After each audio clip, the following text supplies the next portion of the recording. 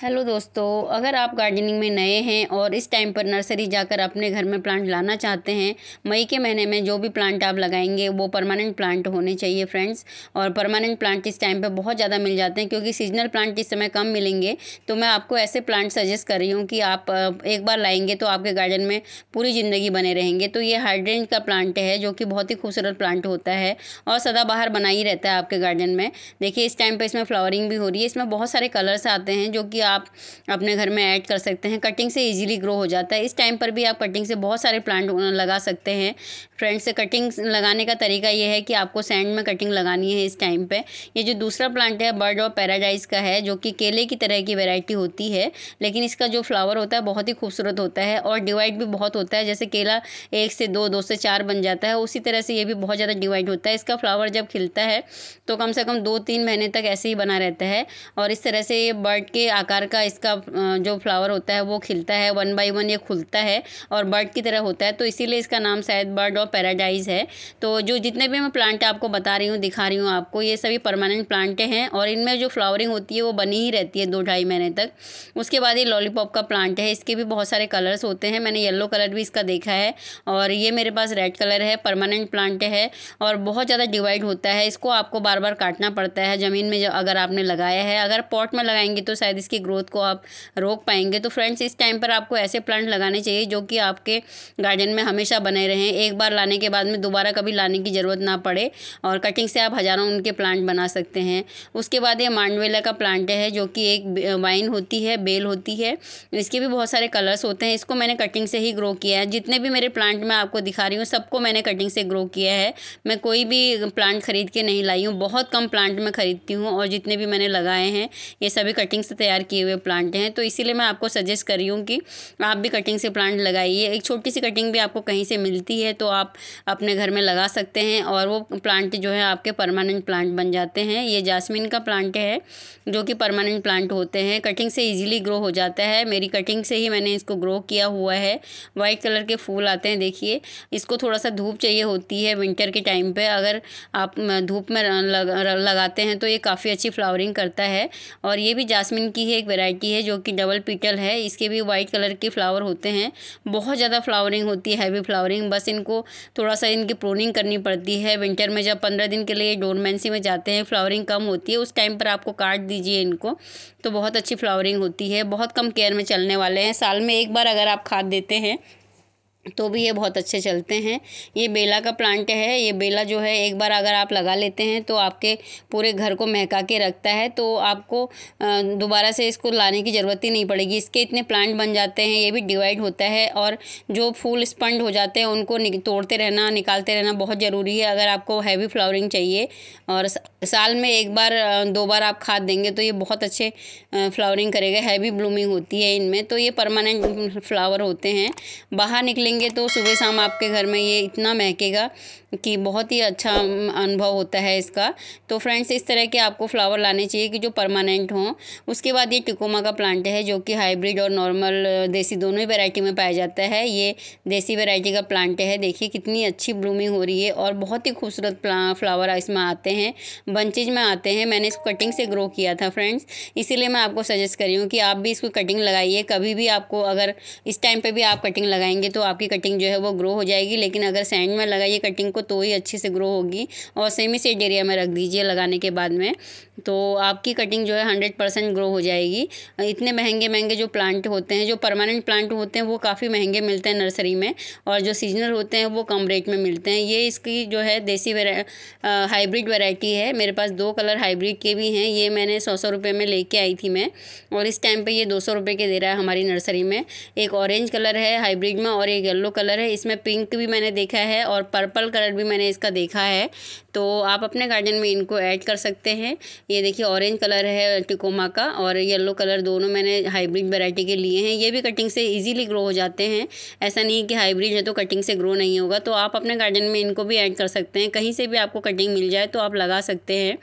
पूरे साल ये फ्लावरिंग करते हैं। बस जो विंटर जब ज़्यादा होती है 15 दिन की फ्लावरिंग कम हो जाती है, लेकिन ये पूरे साल आपके गार्डन में बने ही रहते हैं। ये ब्लीडिंग हार्ट है, ये भी कटिंग से बहुत ईजीली ग्रो होता है और सीड से भी ग्रो हो जाता है।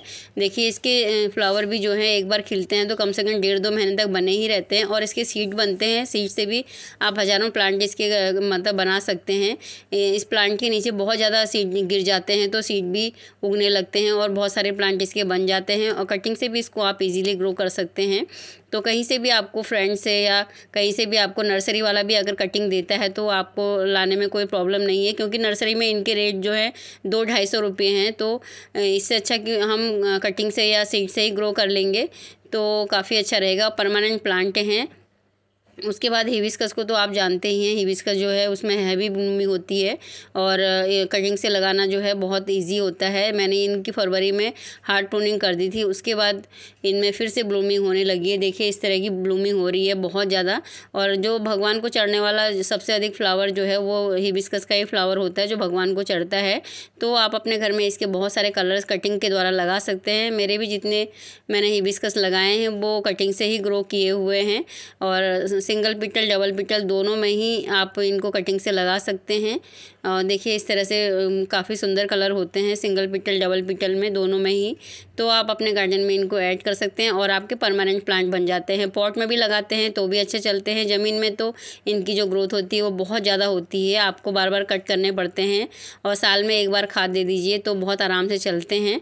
तो इसलिए मैं आपको सजेस्ट करूँगी कि नर्सरी जाकर बहुत महंगे महंगे प्लांट लाने से अच्छा है कि आप कटिंग से ग्रो कर लीजिए। ये बेबी सनरोज़ का प्लांट है, आगे आने वाला जो प्लांट है बेबी सनरोज़ है। ये सकुलेंट वैरायटी का एक प्लांट है जो कि बहुत इजीली ग्रो होता है कटिंग से। और सकुलेंट वैरायटी का है तो पानी कम चाहिए होता है और सेमी सेड एरिया में रखना होता है। अगर आप परमानेंट बनाना चाहते हैं इसको तो बरसात में भी इसको पानी से बचा के रखिए तो आपका ये परमानेंट प्लांट बन जाएगा। फ्लावर नहीं भी आते हैं तो इसकी पत्तियाँ इतनी खूबसूरत होती हैं कि आपको फूलों की कमी महसूस ही नहीं होगी। तो अब मैं आपको सजेस्ट करूँगी कि ज़रूर लगाइएगा, क्योंकि छोटी सी कटिंग कहीं से आपको मिलती है तो ये बहुत इजीली ग्रो होता है। ये सकुलेंट वैरायटी के हैं तो पत्ते से भी ये ग्रो हो जाते हैं। तो आप अपने गार्डन में इसको ऐड कर सकते हैं फ्रेंड्स। और बहुत कम केयर में चलने वाले प्लांट हैं ये सभी। उसके बाद जो प्लांट है वो पोस्टा का प्लांट है तो उसको भी आप अपने गार्डन में ऐड कर सकते हैं। कटिंग से इजीली ग्रो होता है। इसके फ्लावर देखिए, जो फ्लावर होते हैं वो फ्लावर नहीं होते हैं एक्चुअल में। जहाँ पर फ्लावर की जगह पर पत्तियाँ आती हैं वो कलरफुल बन जाती हैं। तो देखिए फ्लावर की तरह ही लग रहा है लेकिन बहुत ही खूबसूरत कलर बिखेरते हैं। ये 200 से 250 रुपये के अंदर में ये हमारी नर्सरी में मिलता है प्लांट। तो मैं आपको सजेस्ट करूँगी आप कटिंग से इसको ग्रो कर सकते हैं, बहुत ईजीली ग्रो हो जाता है। इसमें इसके जो स्टिक होती है हॉलो होती है और जहाँ पर हॉलो होती है वो नहीं लगेगा और जो हॉलो नहीं होती है वो लग जाएगी।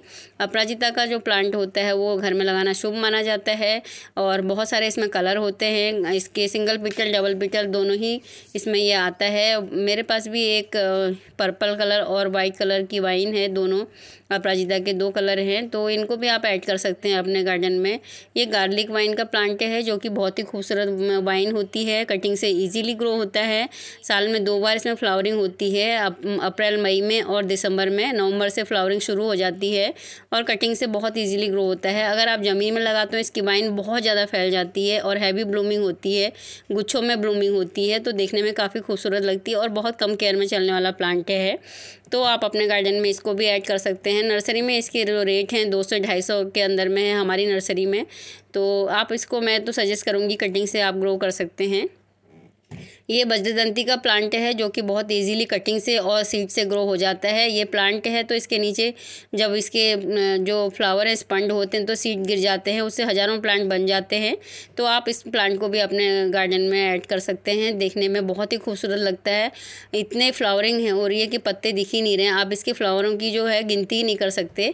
भगवान शिव को चढ़ने वाला ये फूल है तो इसको आप अपने घर में ऐड कर सकते हैं फ्रेंड्स। बहुत कम केयर में चलने वाला प्लांट है और परमानेंट प्लांट है।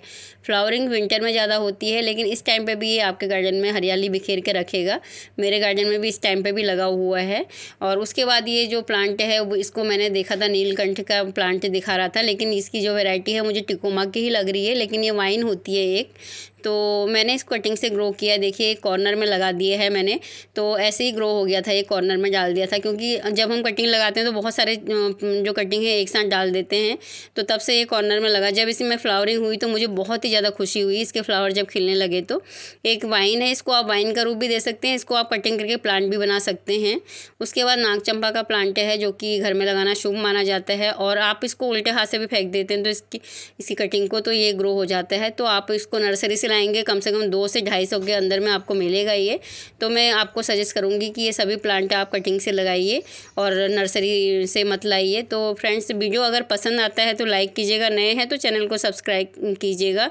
फिर एक नई वीडियो के साथ मिलूँगी। थैंक